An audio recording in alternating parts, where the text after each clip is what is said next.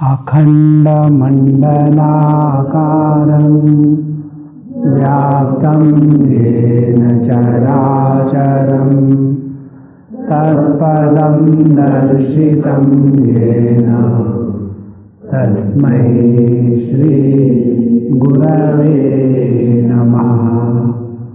अज्ञानतिमिरान्धस्य ज्ञानाञ्जनशलाकया चक्षुरुन्मीलितं येन तस्मै श्री गुरवे नमः। गुरुर्ब्रह्मा गुरुर्विष्णुः गुरुर्देवो महेश्वरः गुरुरेव परं ब्रह्म तस्मै श्री गुरवे नमः। तस्मै श्री गुरवे नमः।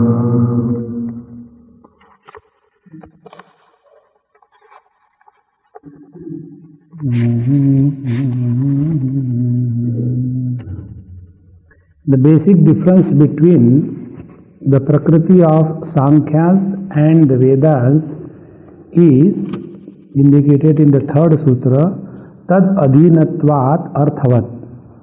The Sankhya Prakriti is accepted to be independent, which is not accepted in the Vedas, where it is said, this Prakriti is Tad Adhinatvat, dependent on the Parabrahma or the Paramatma, and then only Arthavat becomes meaningful. Up to here we have seen in our last lecture. Now, to make this point firm further, the teacher quotes few more thoughts. In the fourth sutra it is said, Jneyatva vachanacha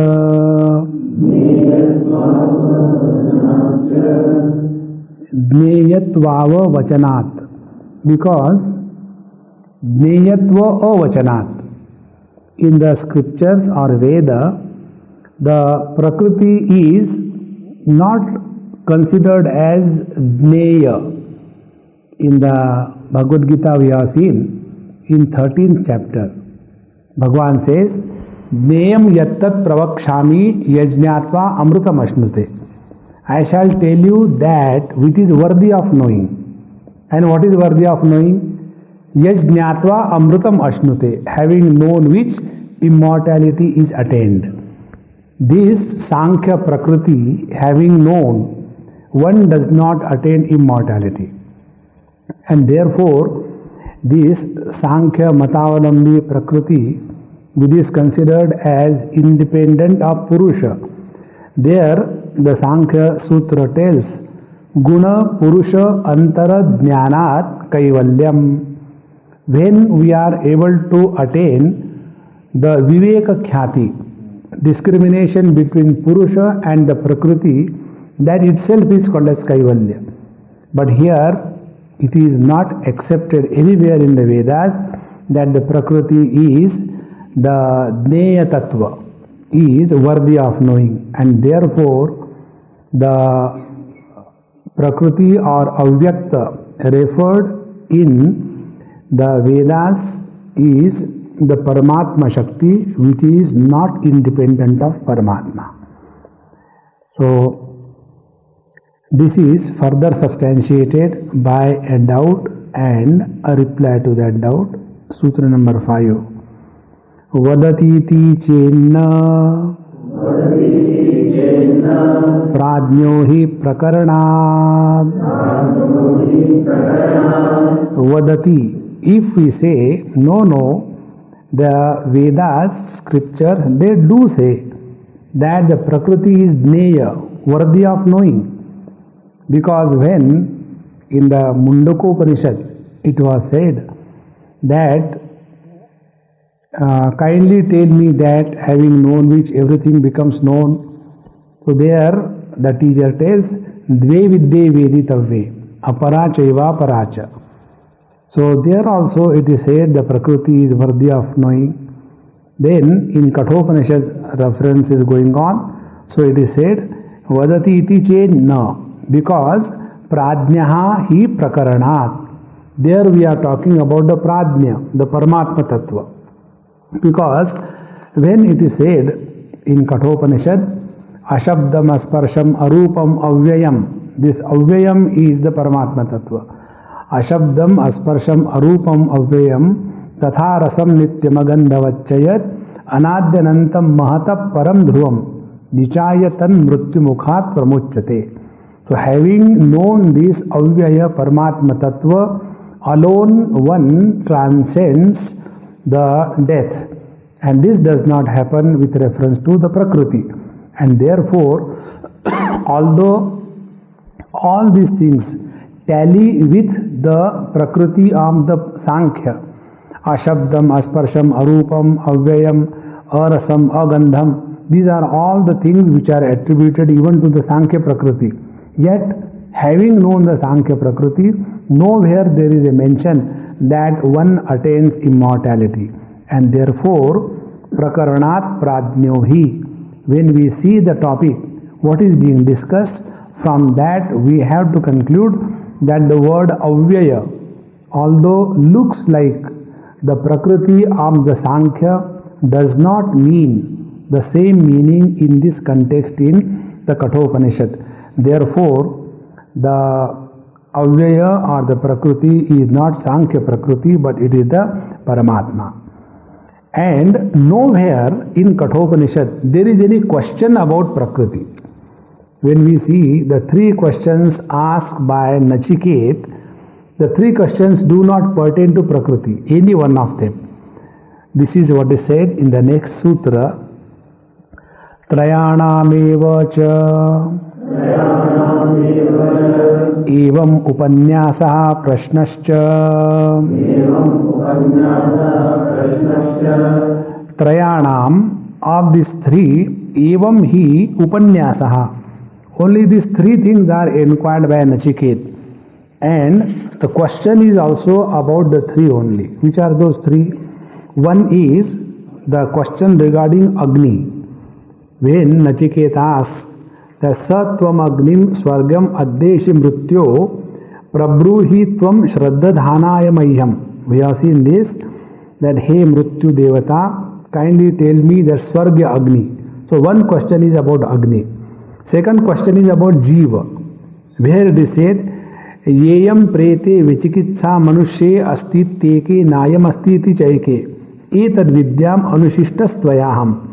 In this world there is doubt about the existence of this Jiva, whether he continues to be after this body is dropped or he also disappears. So there was second question regarding Jiva, first question regarding Agni Vidya, second question regarding Jiva, and the third question was regarding Paramatma. There the question asked was Anyatra Dharmat Anyatra Dharmat Anyatra Asmat Krita Kritat Anyatra Bhutacha Bhavyacha Yat Tat Pashyasi Tadvada.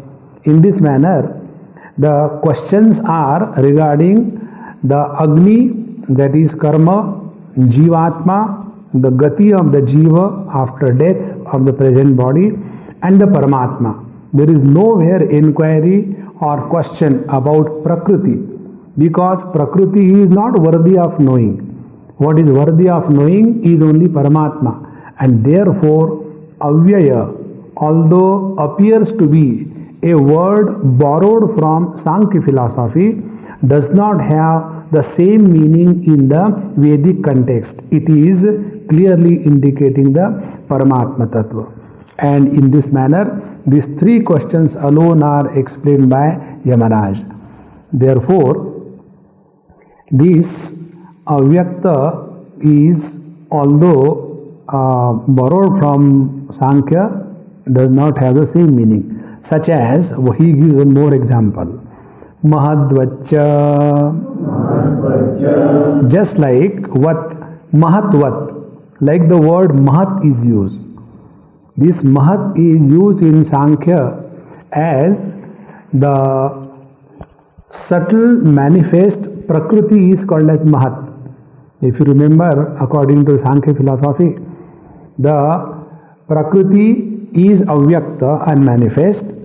Then the first stage of subtle manifestation of the Prakriti is called as Mahat Tattva, and then it becomes the Virat or the Sthula Prakriti or the differentiated world.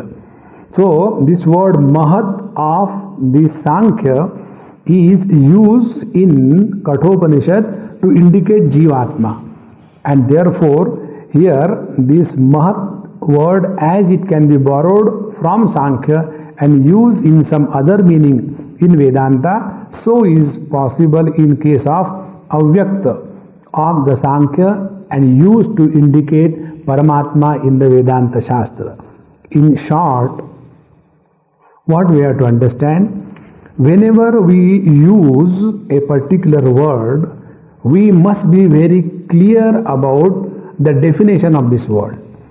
If the definition of the word is not complete, we may say something, but the meaning may be something different.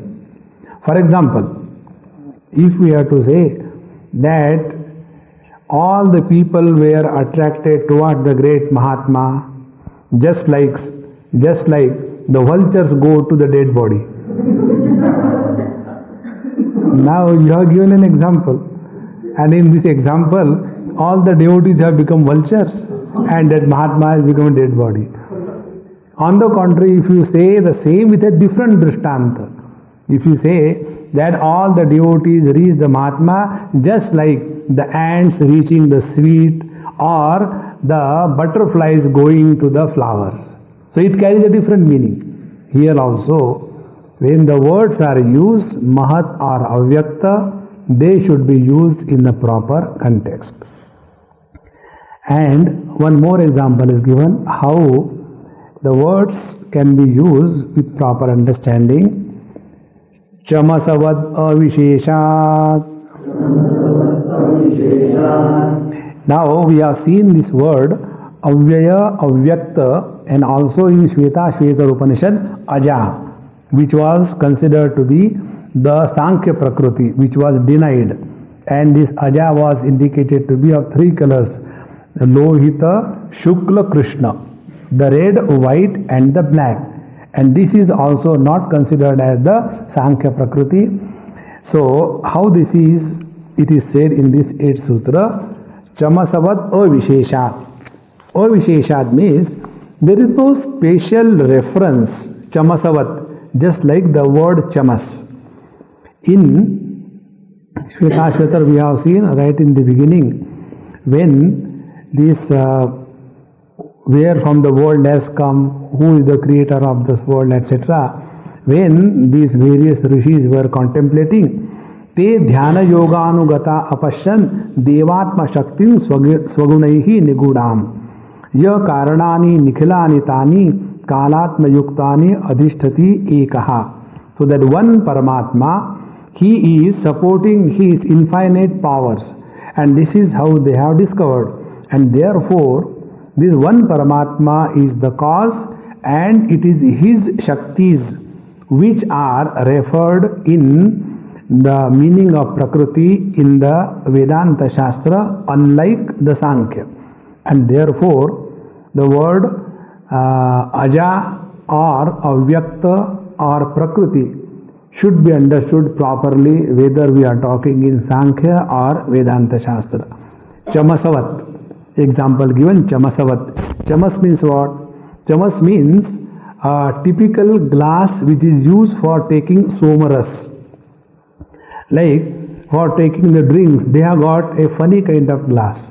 They have got a very thin body and a very wide mouth, like the one who drinks. Then you are supposed to take only wine in that particular glass. If you take the wine in a lota, then it is an insult to the lota and also to the wine. So we use a special glass for that. In the same manner, chamasa is a special glass or a utensil which is used for somapan. But that doesn't mean wherever this word chamasa is used, only that particular subject is used.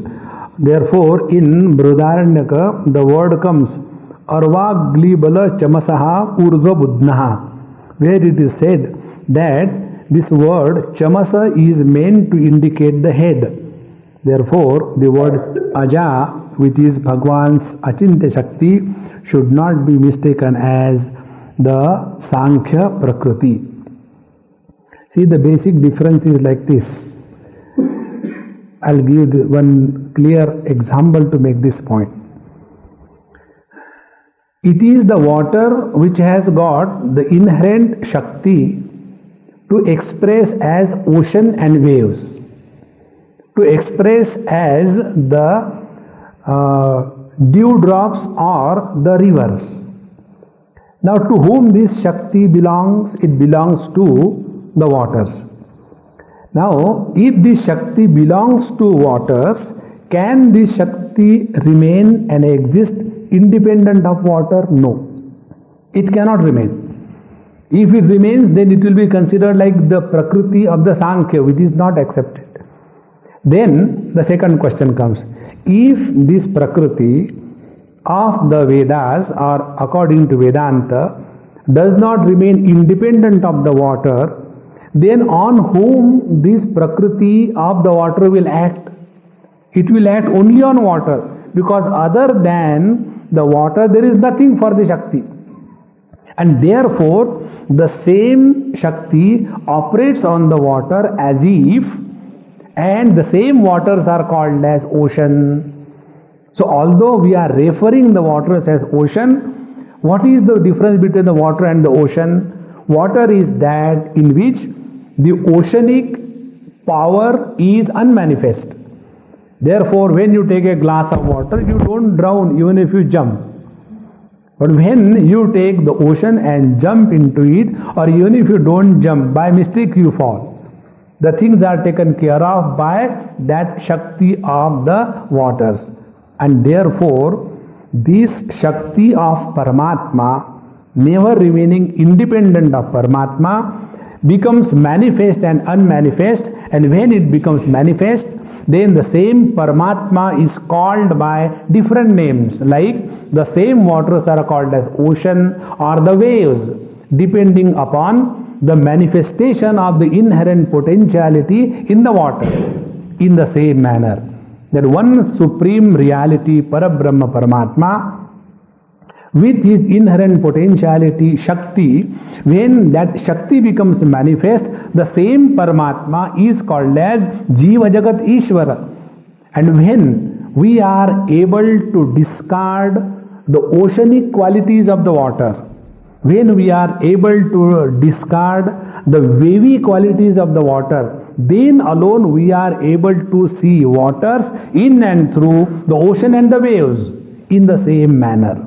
When we are able to disregard the names and the forms of the Jagat and the Pratyakshata with reference to the Jiva and the Parichinnata, the limitations of the Desha Kala Vastu on the self, when these things are rejected, the Paramatma Tattva is discovered to be our own essential self, because that is what we are. In this manner, this Prakriti of the Sankhya and the Prakriti of the Vedanta makes a lot of difference if the basic understanding is clear or not clear. So, how this Aja Prakriti is used in different context is indicated in the next sutra. Jyoti Rupakramato तथा ही adhiyate eke.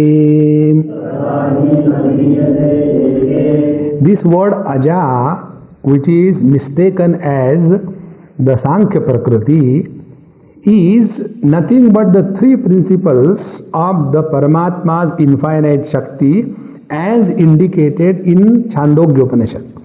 There it is said that Jyoti Upakrama Adhiyate Eke.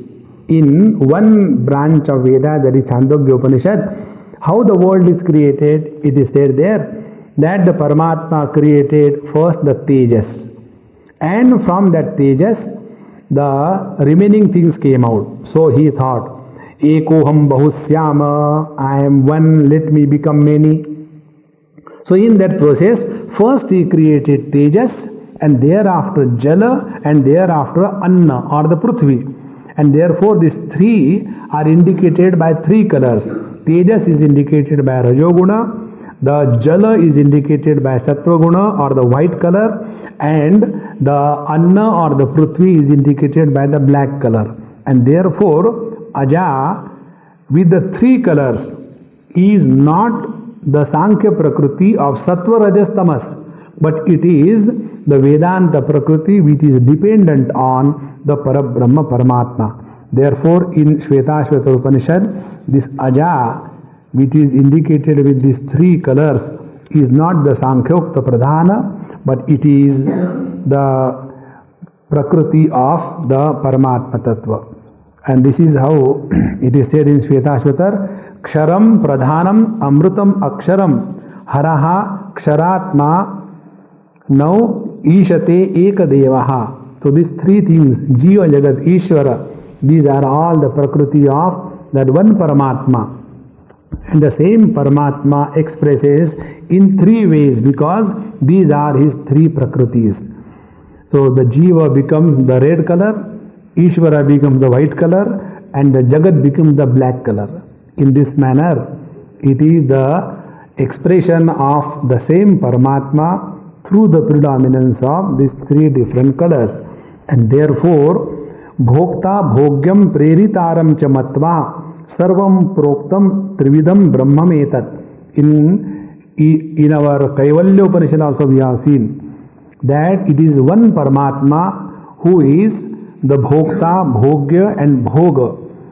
And therefore, this is not the Prakriti of the Sankhya which is referred in Vedas. It is not worthy of knowing. What is worthy of knowing is only Paramatma, and this Paramatma is associated with his own infinite power called as Anadi Shakti.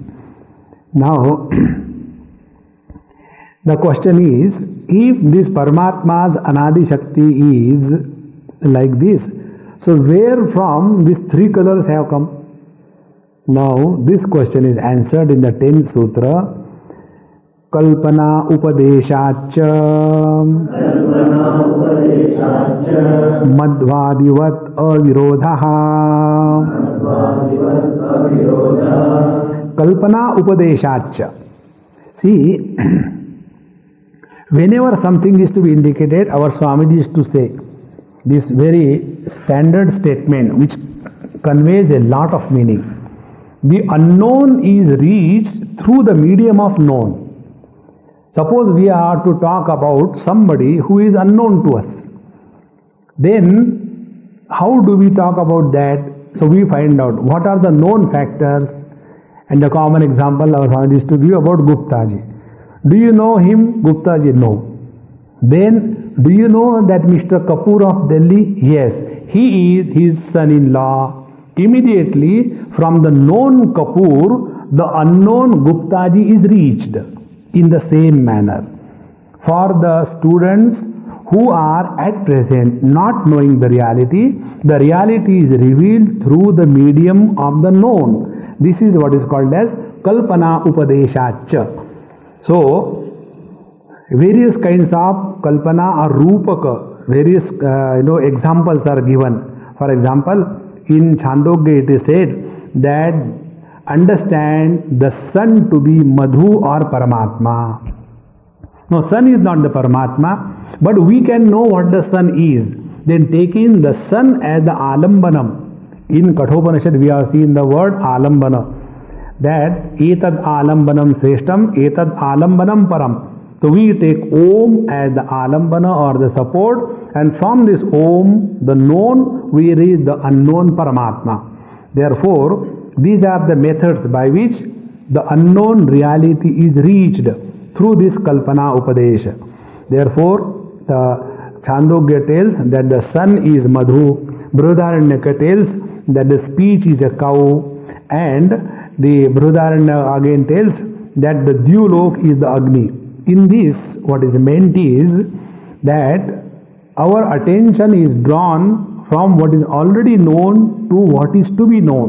In the same manner, this aja with the red, white and the black color is indicated for the jidnyasu to recognize that to be the infinite power of Paramatma, and therefore this is not wrong, it is okay. Why you have given three colors to the Paramatma Prakriti? Because we are colorful. We can't go beyond colors. Therefore, the scriptures have used the meaning.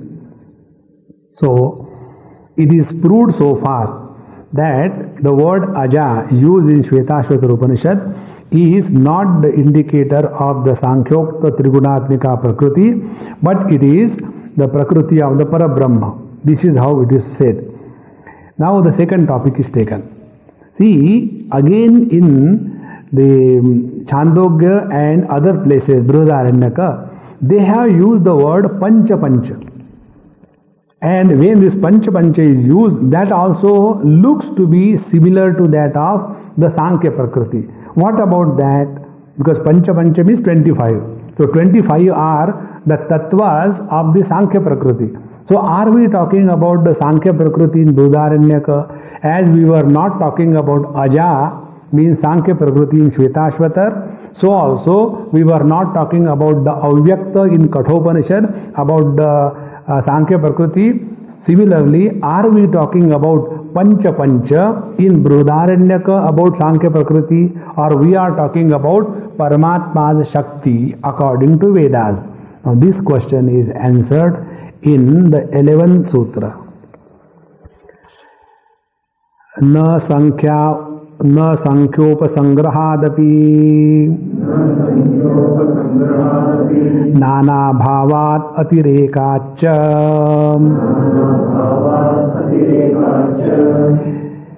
The original mantra in Brihadaranyaka comes Yasmin pancha pancha jana akashascha pratishthitah Tameva manya atmanam vidvan brahmamrutomrutam.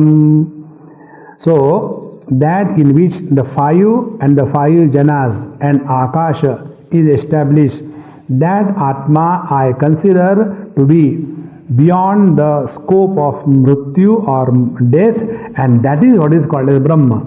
So, when this mantra uses the word pancha pancha, so is this word Pancha Pancha referring to the 25 tattvas of the Sankhya Prakriti or something else? So here it is said Sankhyopa Sangrahat. Here when we use the word Sankhya, the count 1 to 25, these are the Sankhya Tattva. So should we say that this is what is the Sankhya Prakriti?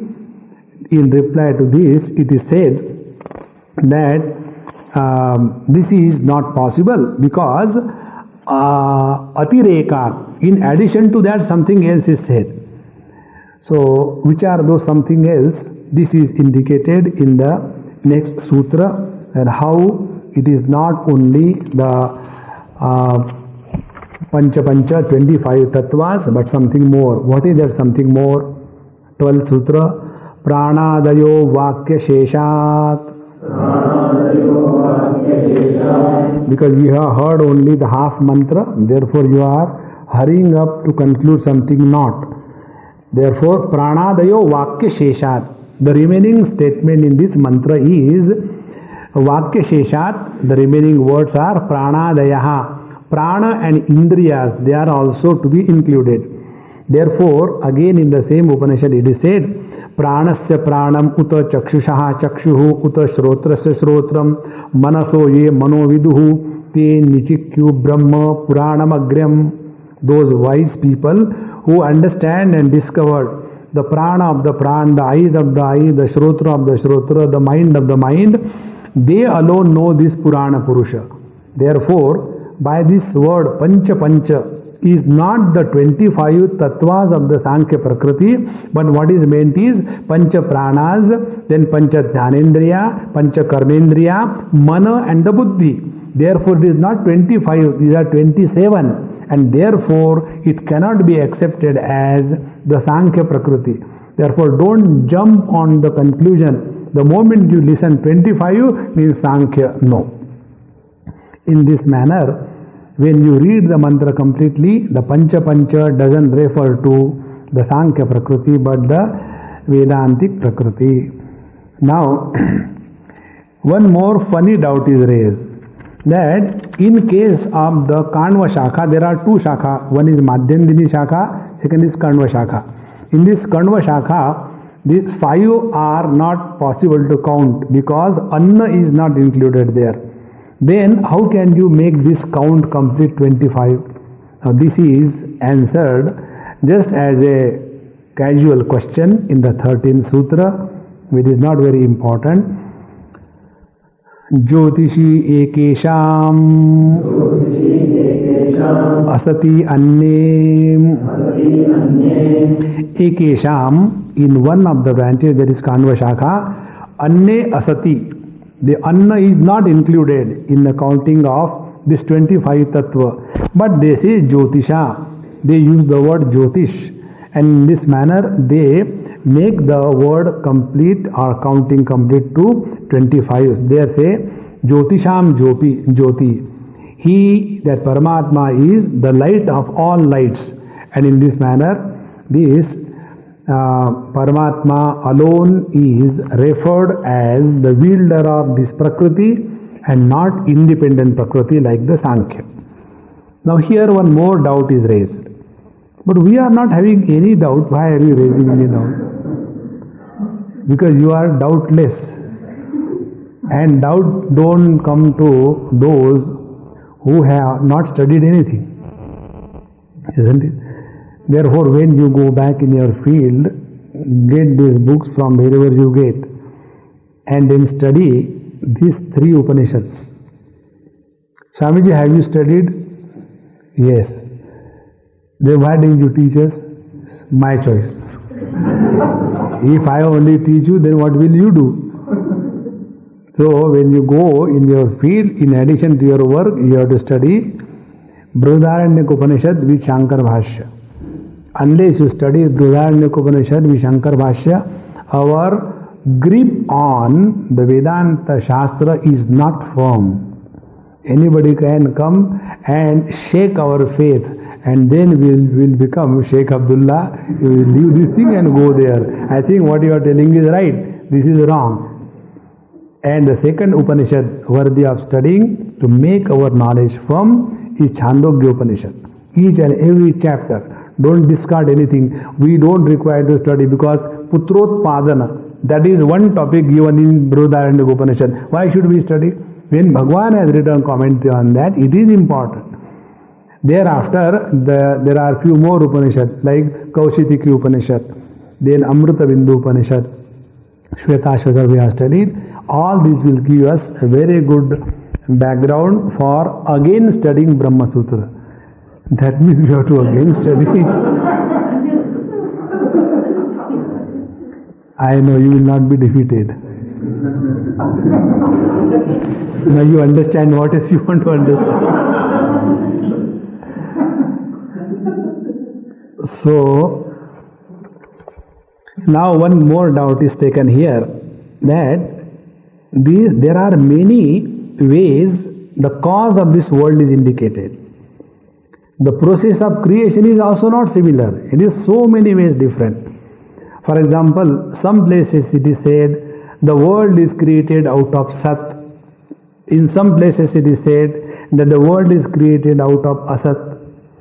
In some places first Akasha is created.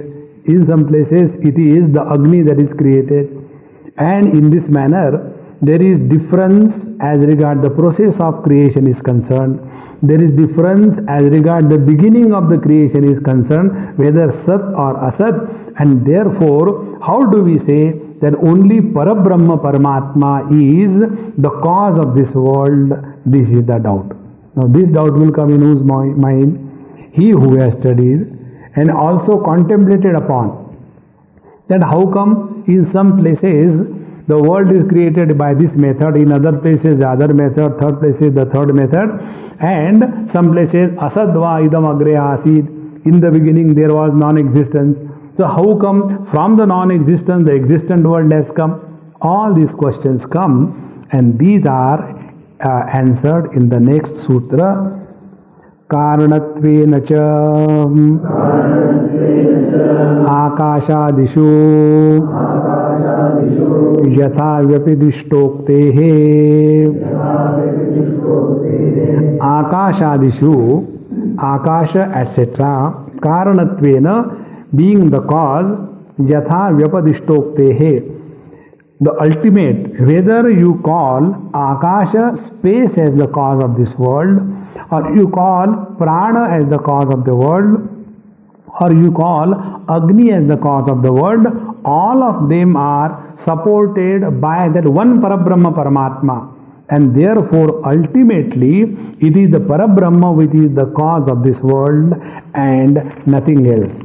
The various processes of creation we have seen in our Panchadashi when we studied the 4th chapter of Panchadashi, Ishvara Srishti, Jiva Srishti, and also in different contexts, how the different methods of creation are indicated, such as in Taittiriya Upanishad we have seen Tasmadvad etasmad atmanaha akasha sambhutaha. From the akasha, the whole world started getting created. Then in Chandogya Upanishad, Tat Tejo Astrujata, the Paramatma created Tejas first, and thereafter the whole world came out. In Prashnopanishad, Sab Pranam Asrujata. In Prashnopanishad, first Prana was created, and then the Prana created the remaining world. And in case of Aitreya Upanishad, Sa Iman Lokan Asrujata Ambho Marichi Mara Apaha. In this manner, the different processes and techniques of creation are indicated. So, what we have to understand, that all of them are ultimately supported by that one Parabrahma Paramatma, and therefore the process of creation may be differently explained, but all of them are ultimately taking us to the cause, the primordial cause, the Parabrahma, and nothing else. Then in Samabda Upanishad, it is said that in the beginning there was Asat, and from this Asat this world has come out, Sat world. In some places, Chandogya, it is said, in the beginning there was Sat, and from this the world has come out. In Brihadaranyaka, it is said, in the beginning there was Avyakruta, and from that Avyakruta the world has come out. So how can we accept Asat as the meaning of Brahma? Asat cannot be Brahma, because in Kathopanishad we have seen Sat iti. We have to accept the Brahma as the Sat and not Asat. Then Asat iti, Asat eva san bhavati. If somebody accepts the Brahma to be Asat, he himself becomes Asat. So how come this word Asat is used to indicate Brahman? Kindly explain. Now this is explained in the 15th Sutra. Samakarshat. Samakarshat means when you study that particular topic with reference to the beginning and the end, then only it will be becoming very clear. An example is given here. Like in Taittiriya Upanishad it comes, Asadva idam agre asit tato vai sadajayata. In the beginning there was Asat, and from this Asat, the Sat world was created. Now how the whole topic is developed? First it is said that Tasmadva etasmad atmanaha akasha sambhutaha, and then this Paramatma so kamayata, he desired, and thereafter this Paramatma created this world. And how this world was? Idam agre asad asit, meaning the world was unmanifest. So was unmanifest means it was existing. Therefore the word asat is not talking about utter absence, but talking about the unmanifested existence in the Brahman. And therefore when they said asadva idam agre asit, we are not talking about the negation of the Paramatma, but asat is that Paramatma in which the world is unmanifest but existing. And therefore this word asat is also indicative of the supreme reality, the Parabrahma. And then tato vai sadajayata, Then from that Asat Paramatma, Sat Jagat is created. Meaning what? Now the world has become manifest. Therefore the word Asat indicates the unmanifest existence of the world, and the Sat indicates the manifestation of that already existing world. And therefore Asat is referring to Parabrahma and not the non-existence. This way in Yoga Shastra also there is one word which is Shunya. And on the basis of this Shunya, many people jump on and draw wrong conclusions. There they said, contemplate on Shunya. And they go on indicating there are 6 kinds of zeros. So 0 number 1, 0 number 2, like that it goes to 6th. And the 6th zero is called as Mahashunya. So now you contemplate on Mahashunya.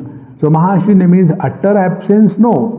Mahashunya means Ekameva Dvitiya Nehananasti Kinchana, where there is absolute absence of duality. That is what is called as Mahashunya. Therefore this Mahashunya apparently indicates absolute absence, but practically means absolute presence and not absolute absence. Similarly here also, Asadva idam agre asid does not mean that Brahman was non-existent, and from the non-existent Brahman the world has come out. This is not the meaning. So also in Chandogya it comes Adityo Brahmityadesha Tasya Uva Vyakhyanam Asat Eva Agre Asid. So Aditya is the Brahma, this is the Upadesh of that Brahma, and the whole world is the expanse of that, and this world was earlier Asat, non-existent. Therefore the word Asat is not absolute non-existence but unmanifestation. And in this manner in Brihadaranyaka the word Avyakruta is used. So the meaning of the word Asat of the Taittiriya Upanishad, then the Asat of the Chandogya Upanishad, and Avyakruta of the Brihadaranyaka Upanishad does not indicate utter absence but indicates the presence of the unmanifest world in the supreme reality. And in this manner Brahma alone is the Abhinna Nimitta Upadan Karan, the simultaneous material and efficient cause of this world, and this Jada Prakriti of the Sankhya cannot be the material cause of this world. To substantiate this thought, Kaushitiki Upanishad is taken for discussion in the 16th Sutra. Jagadvachitvat. There the story in this Kaushitiki Upanishad goes like this, that this Ajatashatru and Balaki, they are having their discussion. So this Balaki, disciple, student, he tells the Guru Ajatashatru that Ya evaisha aditya purushaha tam eva aham upase. That Purusha who is in the Aditya, to him only I do the upasana. In this way he goes on enumerating 16 kalas of the Purusha, and last he says Ya esha savve akshan purushaha tam eva upase. And that who is in my left eye, to that Purusha I do the upasana. In this manner he tells the upasana of this Shodasha Kala of this Purusha Tattva. When this was said, then the teacher Ajatashatru says that, my dear student, you do not know Brahman, and therefore you are getting lost only in worshipping the Kala, the parts of that Brahman. Therefore I shall give you the Brahmopadesh. And then he says, the one who is the supporter of all these 16 kalas, he is worthy of knowing, and he alone should be propitiated or recognized. Brahmate bravani sahovacha yo vai balaka etesham purushanam karta yasya va etat karma sa vai veditavyaha. In this manner, the various kala means the aspects. Like fire has got 2 kalas. One is the light, second is the heat. Similarly, each and everything has got different aspects or facets. So this Paramatma has got the 16 facets, therefore is called as Shodasha Kala Purusha. And when we are taking only one kala of that Purusha for Upasana, we are doing Upasana of part and not the whole. And therefore the teacher says that this Parabrahma Paramatma should be propitiated, and we should not get lost only in the propitiation of only one part. This is how when various upasanas are done, we do the upasana of Devi, or we do the upasana of Ganapati, or we do the upasana of Shiva or Vishnu. These are the various facets of one Parabrahma. And when we do the upasana of only one, immediately ativad, obstinate behavior starts coming out. And therefore, Brahmate Bravani, I shall tell you the Brahma who includes everything and rejects nothing. This is how, when once somebody asked me, which are the temples your Swamiji has constructed? So I enumerated Krishna, Rama, Hanumanji. How come he does not have one Ishtadevata? So, if I am a Krishna Bhakta, then I will see that only Krishna's temples are established. If I am Rama Bhakta, then only Rama's temples. If I am Shiva Bhakta, then only Shiva's temples. This is how the Sampradaya Bheda comes. But when we are talking from the absolute, the Brahma point of view, then what is Krishna, what is Rama, what is Hanumanji, or what is Bhagwan Shiva? They are one and the same. This is how the totality is included in this Brahmopasana. And this Brahma is Jneya, worthy of knowing. And therefore, this Brahma is worthy of knowing and not the Prana or the Jiva. This is what is said in the next sutra. Jiva Mukhya Prana Lingan Neti Chet Tadvyakhyatam. Suppose we say that in the various upasanas in this Kaushitiki Upanishad, what is said that we should do the upasana of the jiva or the prana, because this is how clearly indicated. So why we should not say this way and unnecessarily bring the Brahman in between, which is nowhere mentioned? And therefore, upasana is not done that of Brahman, but it is done that of the Jiva, Prana, etc. So, iti chet na vyakhyatam. No, this is not right, because we have already explained about it in the first chapter, in the 31st sutra. There, this topic was taken and it was very clearly indicated that we are not talking about the part. Jiva Mukhya Prana Linga Neti Chet Upasana Travidhyat Ashritatvad Iha Tadyogat. There it was said, if we say that Prana and Jiva are also to be propitiated, then we will have to do three upasanas.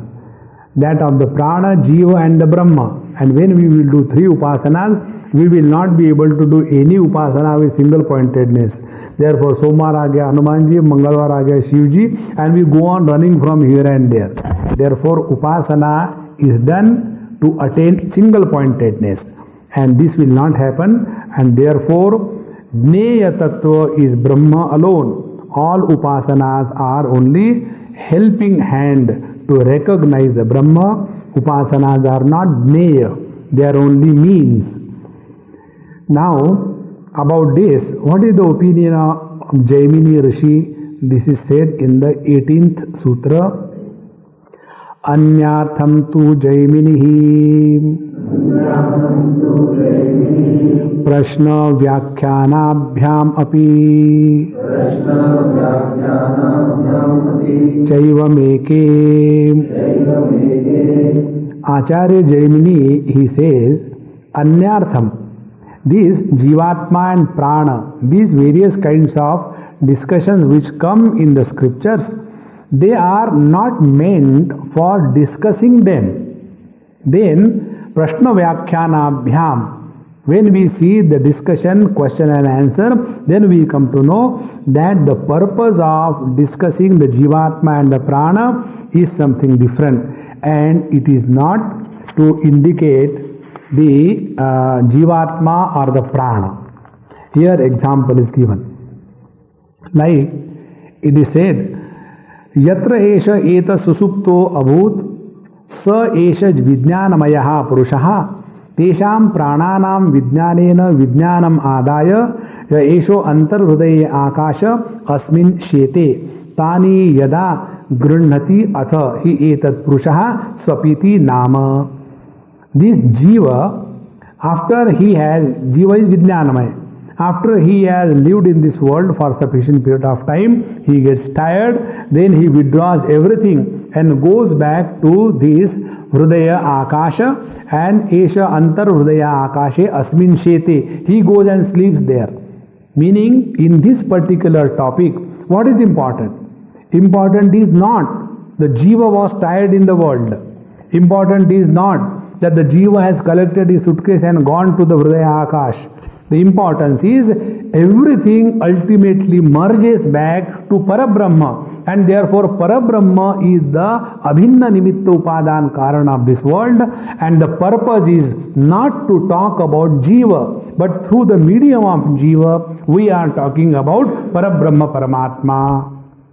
Like when we are talking about, let us take a common example, our mission. Now what is the purpose of our mission? Swamiji has very nicely spelled out. To give maximum happiness to maximum people for maximum period is the very purpose of our mission. Now by this what is meant?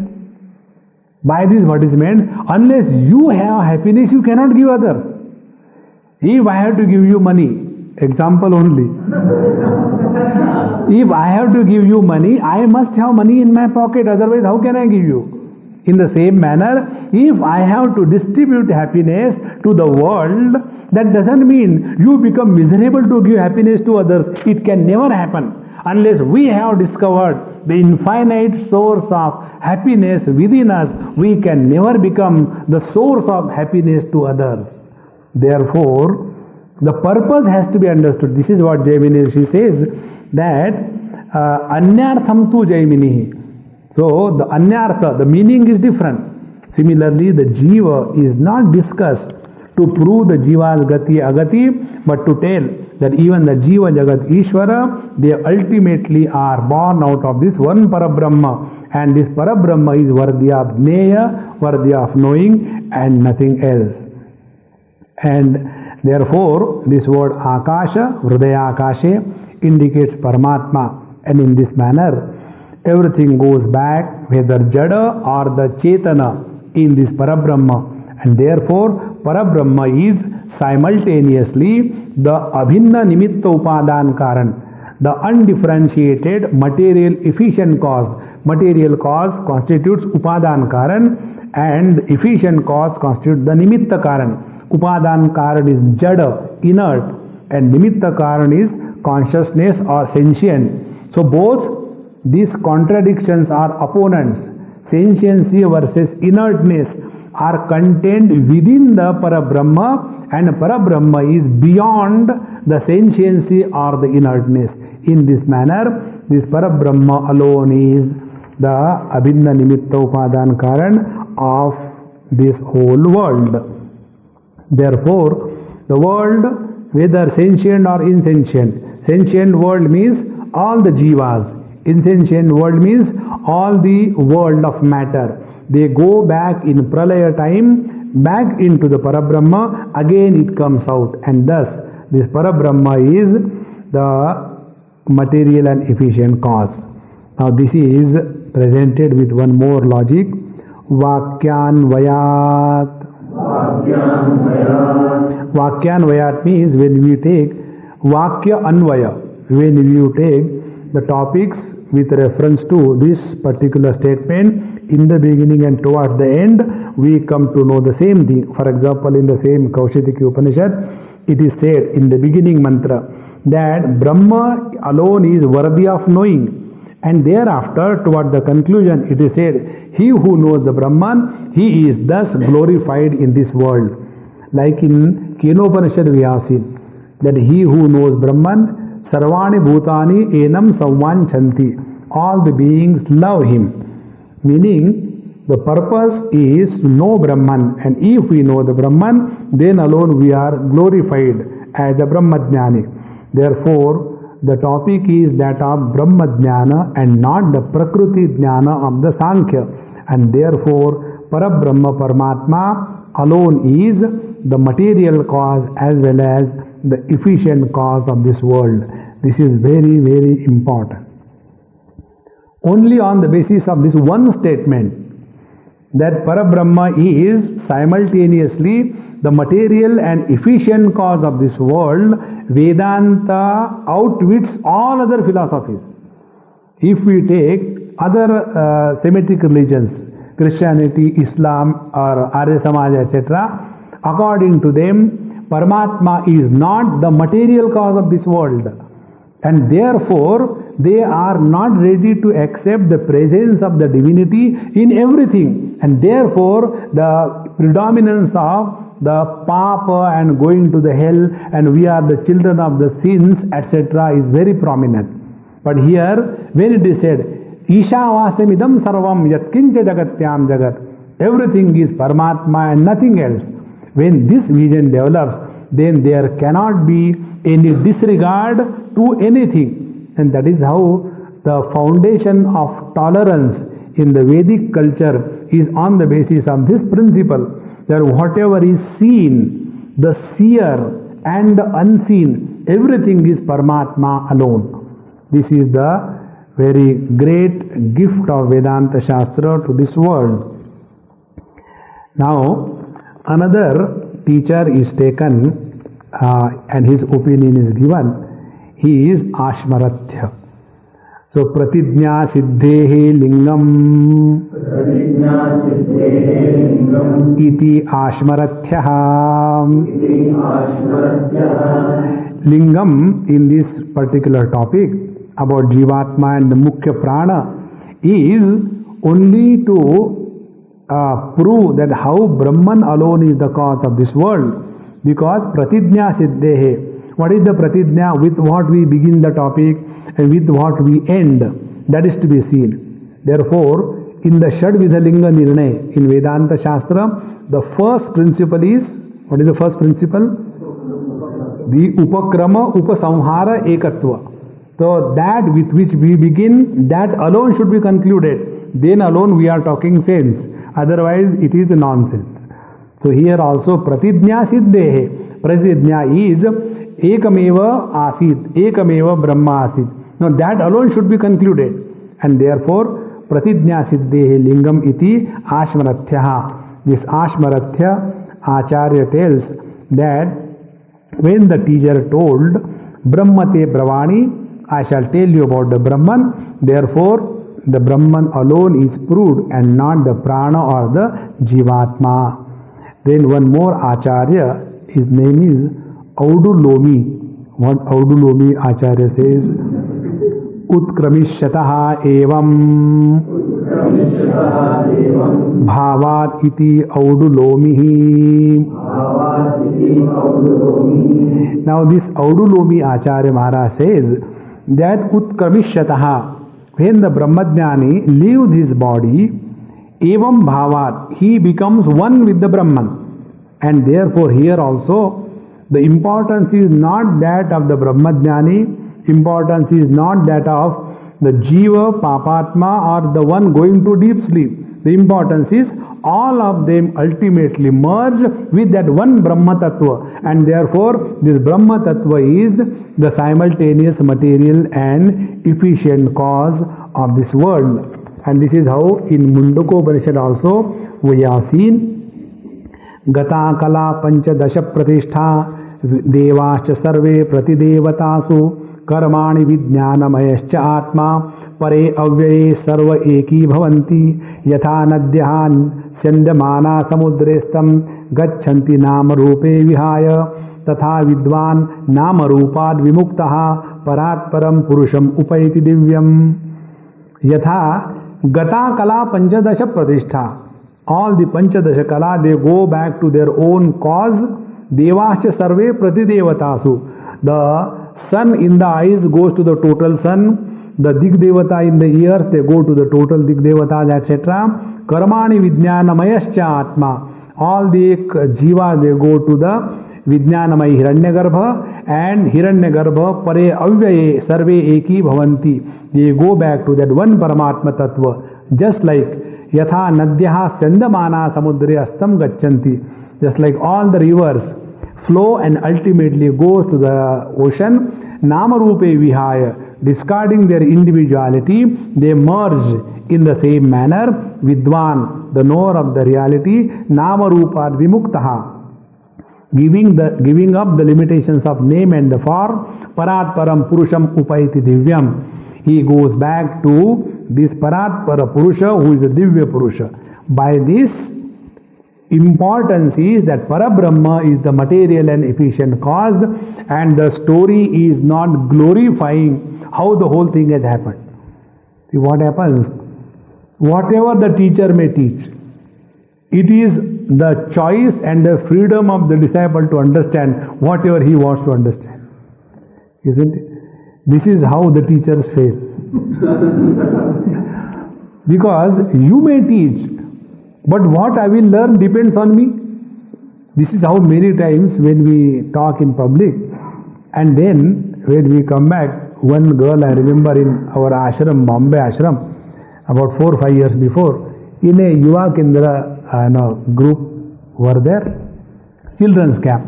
So one girl brought her friend just to see what it is. So that girl was hi-fi, never came, but he just came to see what it is. And in that I gave one story.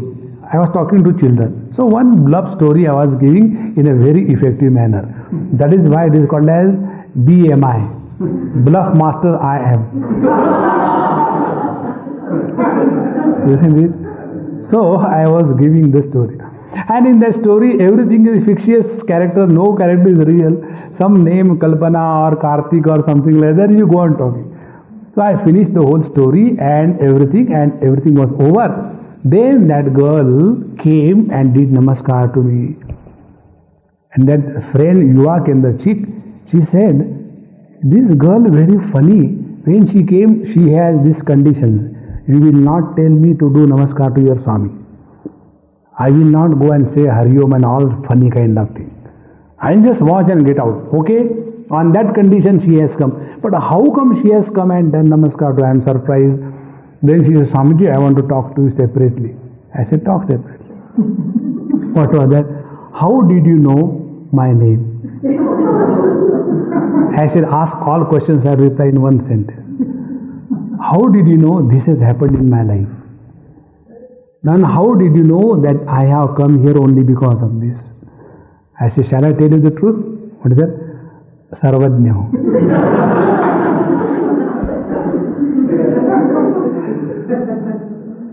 So, that particular girl has understood something different. The children to whom the story was primarily meant, they have understood nothing. So what the teacher, what the scriptures tell has no meaning. The meaning is what the students understand. That is only meaningful. So here also, so many things are said. Tatha Vidwan Nama Rupad Vimuktaha Parat Param Purusham Upayati Divyam. And thus the Vidwan Purusha gives up his names and forms and merges back to the Brahman. So Brahman is secondary. Vidwan Purusha becomes the hero. And this is how we wrongly understand the statements of the scriptures. So here Utkranishyataha evam bhavat iti audulomihi.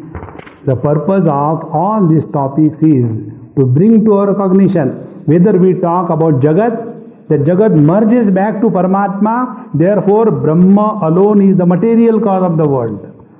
The Jiva who has studied the scriptures and who has evolved, and ultimately when he discards his identification with the names and the forms, he merges back with the same Brahman. Therefore, the Brahman alone is the reality, whether it is the Jada Jagat or Chetana Jiva. Both of them may be different when they are separate from each other, but they merge back into that one reality, and that one reality is worthy of knowing. This is the purpose. This is how Bhagavan says, Neyam yattat pravakshami yajñatva amrutam uchyate.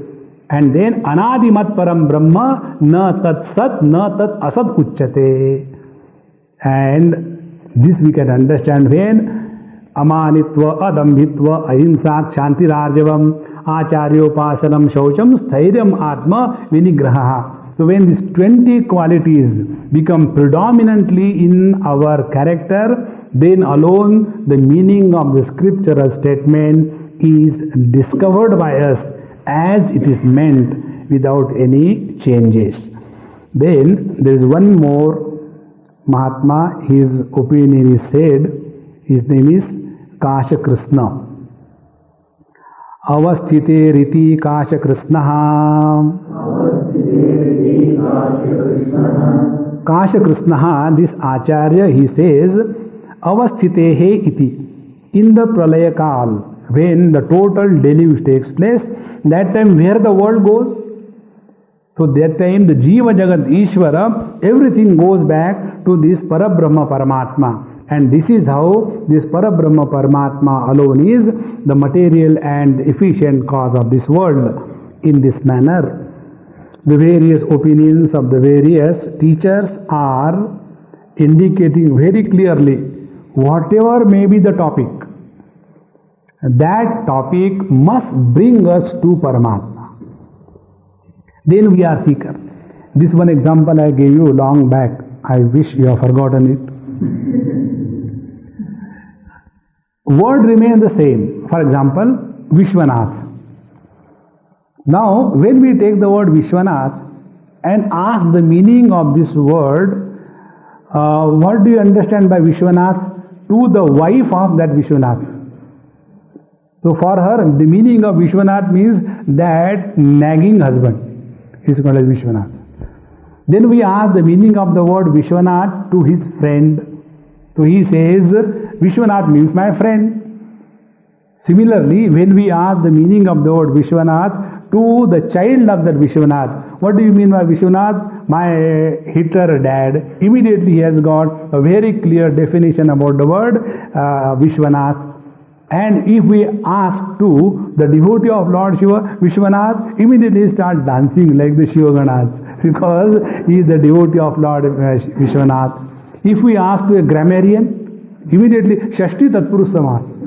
He will forget everything and he will break that Vishwasanatha. Therefore, Shashti Tatpurush Samas, that pratyay is lop ho gaya and he is that Vishwanath. And you ask that person concerned, what is the meaning of Vishwanath? Aham, I am Vishwanath. So the correct meaning of Vishwanath is only what is revealed by the person who is Vishwanath in the same manner.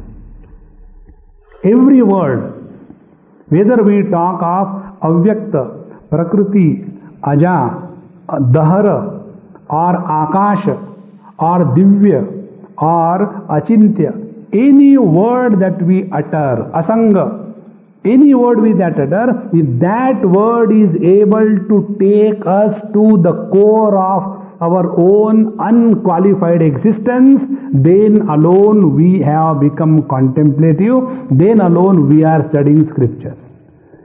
When this does not happen, we are only struggling with the grammar and not going ahead. Therefore, those who are struggling with the grammar, they never go ahead. So avastitehe iti Kasha Krishnaha. So Kasha Krishna Acharya says that during the deluge everything ultimately goes back to the Brahman, and therefore Parabrahma is the cause of this world. This is the purpose of the topic of deluge. Which are the topics which are discussed? The creation. Creation is discussed to prove that Parabrahma is the material and efficient cause of this world.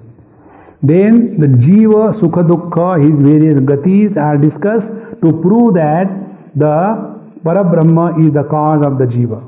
Then the sustenance, the maintenance and the dissolution of this world is discussed only to prove that the Parabrahma is the cause of everything. And in this manner, everything ultimately brought back to this one point, that is one Brahman is everything and nothing else. This is what Kathopanishad tells us, Purushanna param kinchit sa kashtha sa paragatihi.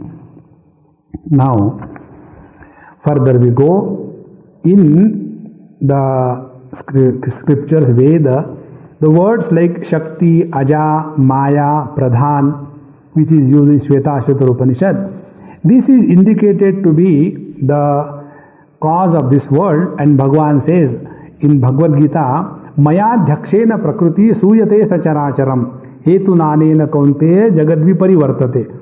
So, all these various aspects of the Prakriti, such as Aja, Shakti, Maya, Pradhan, they are able to create this world in the presidentship of Paramatma, Maya Adhyakshena, in the 9th chapter of Bhagavan said. Therefore, the Ishvara or the Paramatma is the Nimitta Karan, the efficient cause, and Prakriti becomes the material cause. If we compromise, why not we do this way? So please understand this doubt. When Bhagavan said that Maya Adhyakshena Prakriti Suyate Sacharacharam. So I is, Bhagavan says, I am the efficient cause. In my Adhyakshata alone it can happen. And who is delivering the world? It is the Prakriti. So Prakriti becomes the material cause and the Purusha Paramatma is the efficient cause. If we accept this way, what is wrong? And on this particular topic, there is a big discussion between the Sankhya, the Yoga, and this Patanjali Yoga Darshan. In these three philosophies, on the basis of this, there is a big discussion. For example, our Vedanta Shastra is very clear that Brahman alone is the material and efficient cause of this world. So there is Neha Nanasti Kinchana. There is no Nana, Mama, Dada. There is only one without a second. There is no doubt, no problem, no difficulty. But when we take that Prakriti is the material cause and the Paramatma is the efficient cause, what will be the problem? Problem will be, there will be always dependence of Paramatma on Prakriti for the creation of the world. The one who is dependent, he cannot be Paramatma. Second thing, this Prakriti, if she is not in a mood, may not cooperate with the Paramatma, and therefore this Jagat will be dependent more on the Prakriti's mood than the authority of the Paramatma. And third thing, if the Prakriti can exist independent of Paramatma, then there will be two independents. And wherever there are two independents, they are dependent on each other. Independent is always one without a second. And therefore, accepting Prakriti as the material cause and Paramatma as the efficient cause is not justified. This is the topic in the 23rd Sutra onwards. Prakritischa pratidnya drishtanta anuparodhat. Pratidnya drishtanta anuparodhat. Now, Prakriti, this material cause, Pratidnya drishtanta anuparodhat. If we accept this way that Prakriti is the material cause, then there will be no difficulty. What is said in the Pratidnya and Drishtanta, this will be maintained. For example, Shvetaketu asks in Chandogya Upanishad that Uta tam adesham aprakshaha yena ashrutam shrutam bhavati amatam matam avidnyatam vidnyatam. So, have you heard from your teacher that having known which, the unknown becomes the known, etc.? The student says, no, I haven't. So please explain me. Then the example is given by Audalaka Muni that yatha saumena eka mrutpindena sarvan mrudmayam vidnyatam syat.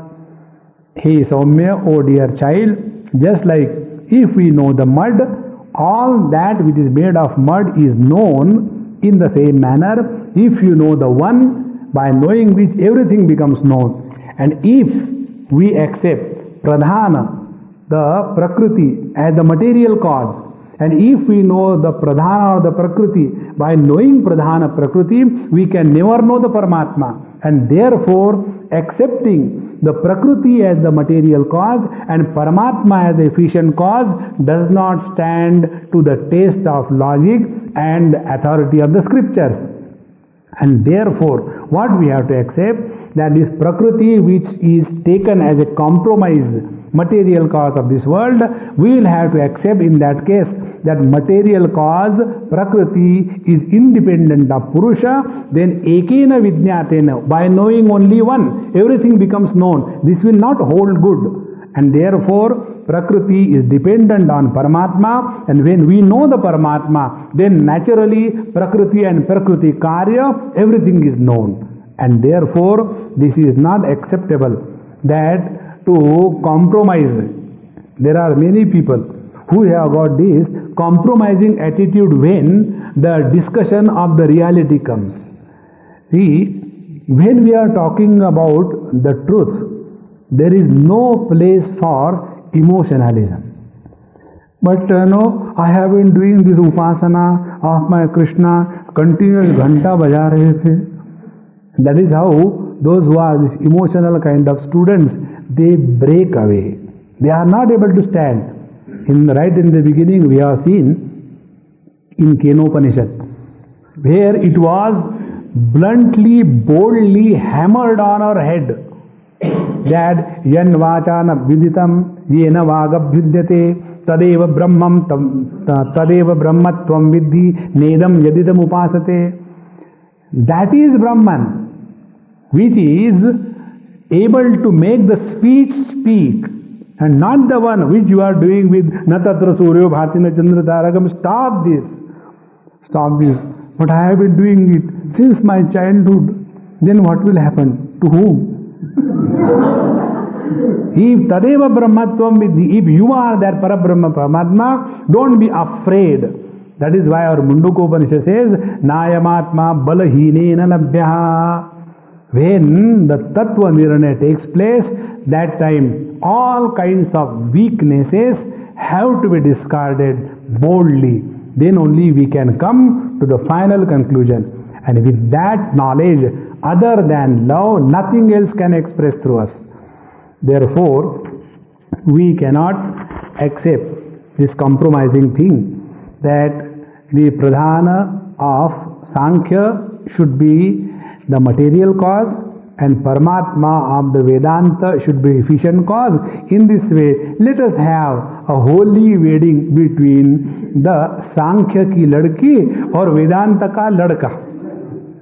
No, it is not acceptable. That is why the Prakriti is very clearly defined in our Vedanta Shastra as Aja Maya Shakti Pradhan. This is not independent existing apart from Paramatma, but it is the dependent.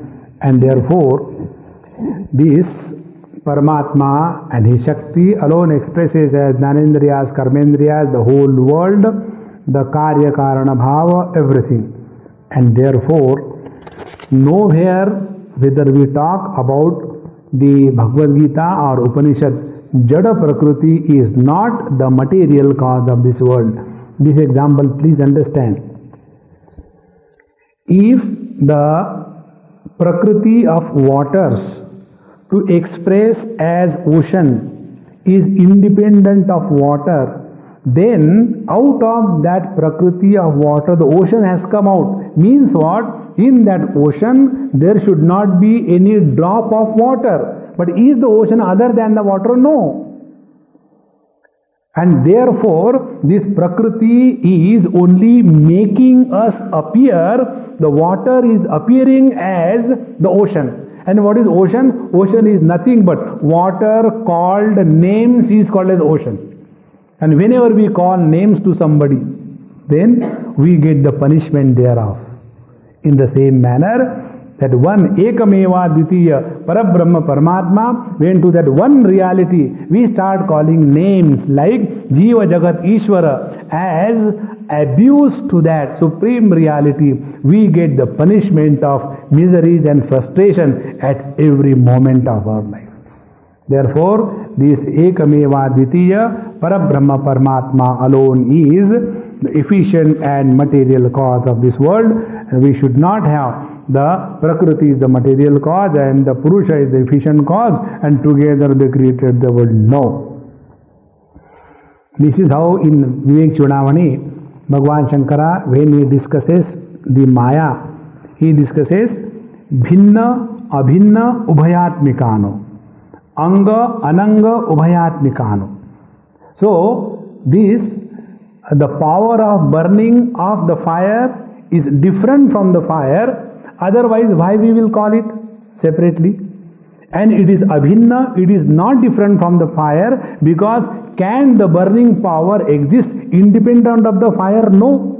Then what it is? It is both. It is separate as well as not separate, and this is what is meant by Shakti or Prakriti in Vedanta Shastra, unlike the Sankhya Prakriti, where Purusha and Prakriti are considered as separate and independent of each other.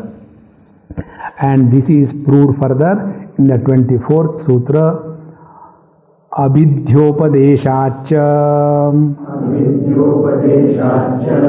And Abhidhyopadeshat, Abhidhya is Chintanam, Abhidhyanam.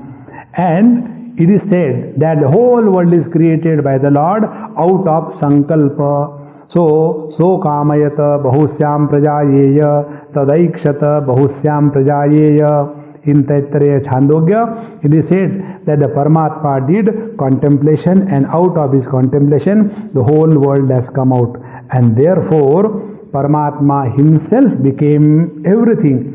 Therefore Sarvam Khalvidam Brahma Tajjalaniti Upasita.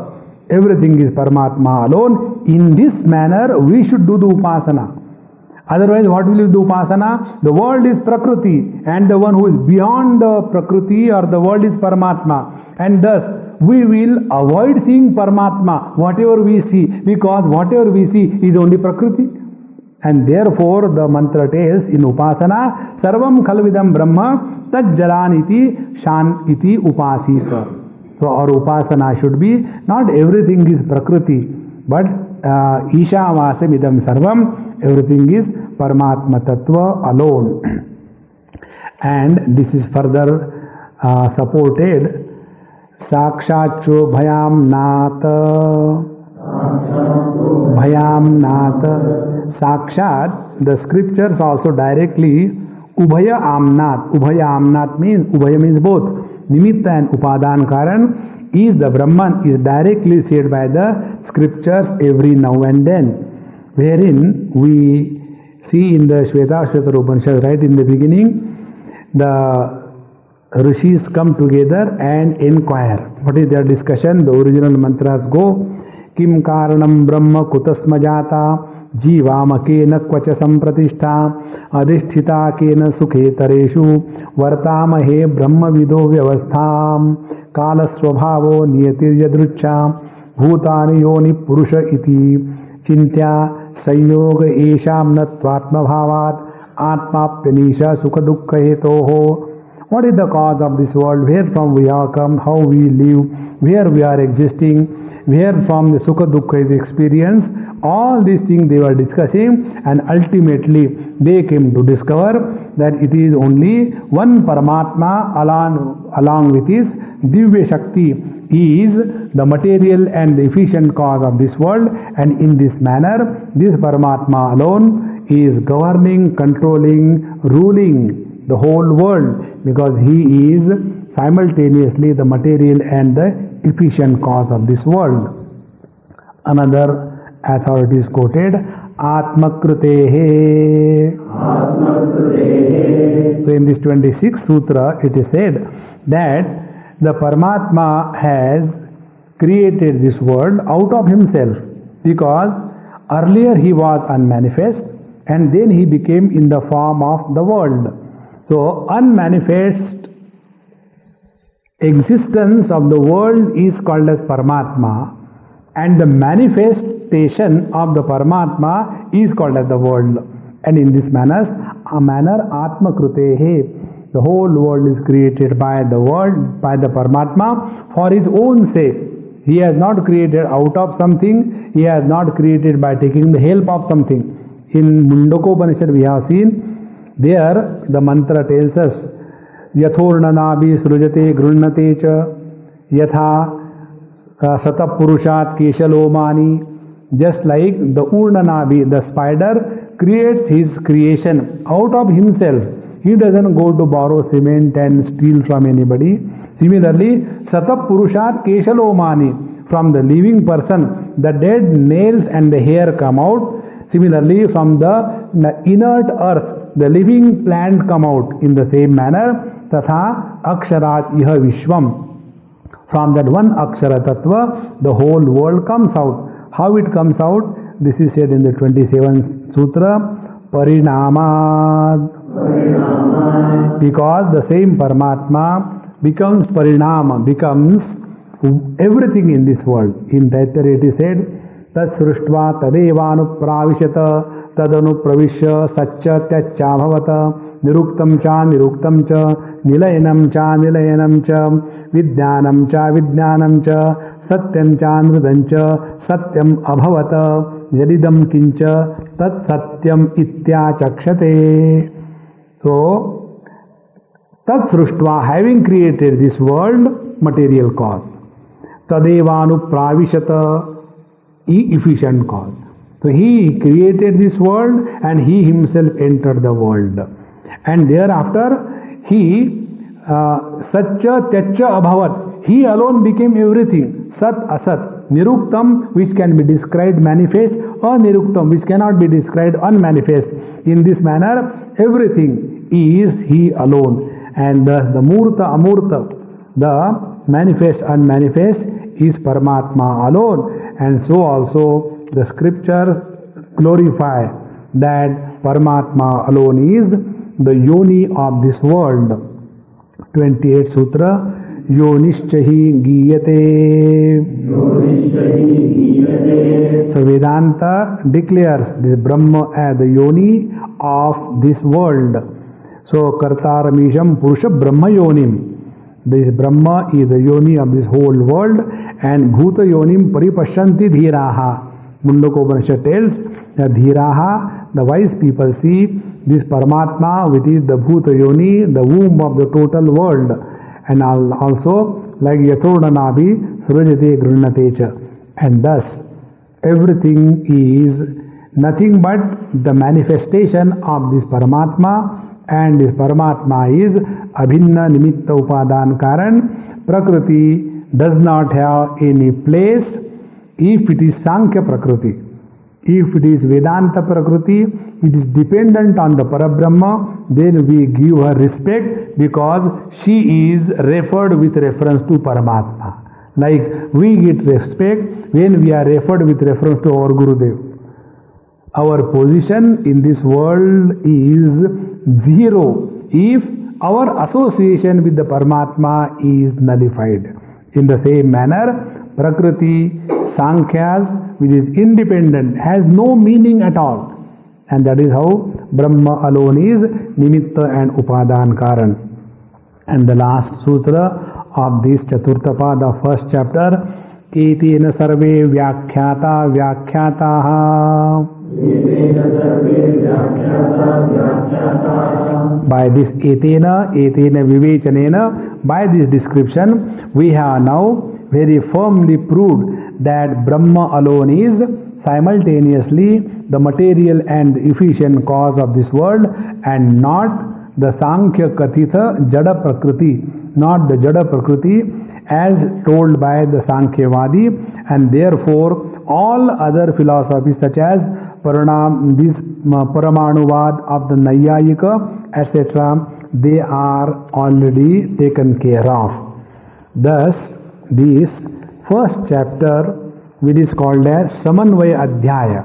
Samanvaya Adhyaya means here one thing is proved in the first chapter. What is that? Every statement of the Upanishad or the Vedas are meant to declare Paramatma and nothing else. Sarve Veda Yat Padam Amananti. Every word of the Upanishad or the Vedas, they are talking only about Parabrahma Paramatma and nothing else. If we are able to see through this, then we are reading with understanding. If we are seeing something else, then we are having a cataract to be operated upon. With this, the first chapter ends. In the afternoon, we'll start the second chapter. Sri Krishna, Sri Krishna, Sri Krishna, Sri Krishna.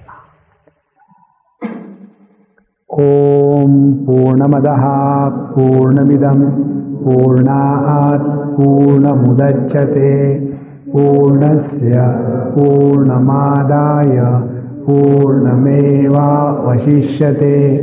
Om Shanti Shanti Shanti. Hari Om. Shri Gurubhyo Namaha.